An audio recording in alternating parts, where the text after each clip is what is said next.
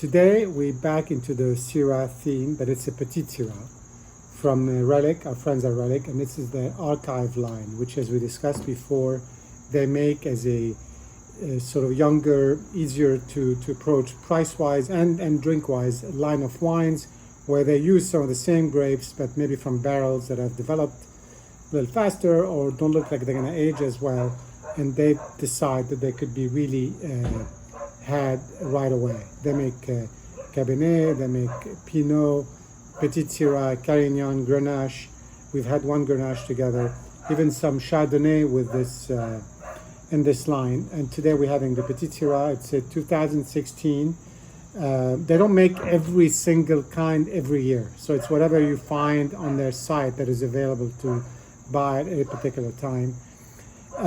Petite Sirah is a sort of a rare grape. It's a mix between Syrah and some obscure French grapes that was started in France in the 1800s and brought to the US.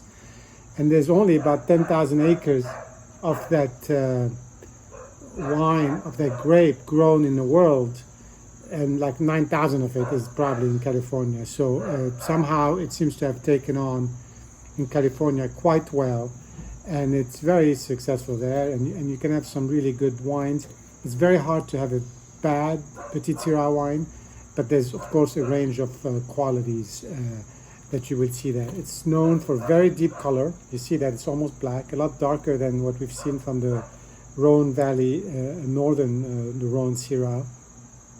And a lot of fruit, a lot of alcohol, not very high acidity. So let's see if we see that in here. On the nose, I always get tapenade, olive tapenade, black olive tapenade from the Petite Sirah, which to me is great because I love that. You definitely get the fruit. You don't get a lot of alcohol on the nose, although it is really 15% alcohol. Let's just see what else we get here. And I refreshed it a little bit. I put it in the fridge for a few minutes because it does really help this particular varietal.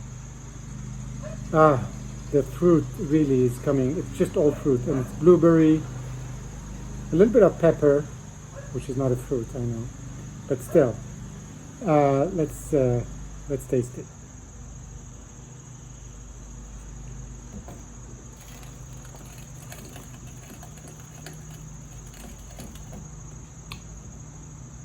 It really goes down very nicely. There's certainly a little bit of lingering on the finish, lingering alcohol, lingering bitterness. Not too much, it's just very good. And it's really, again, one of those wines that you just want to drink without asking too many questions, although it's very good. I'm not saying you just don't want to give it credit.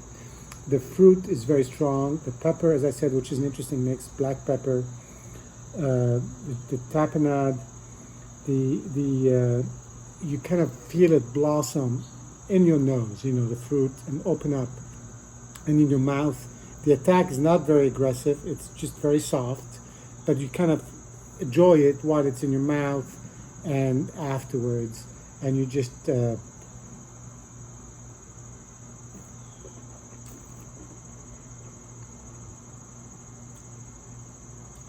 a little bit of chocolate. I mean, I've said that earlier, maybe because of the sort of darkness of the food, it gets to a point where it gives you something that has a little bit more, you know, the tannic nature of really dark chocolate. But it's really very good. And again, anything you see under the Archive label, you should just feel comfortable that you can buy it and drink it right then and there. So enjoy. Cheers.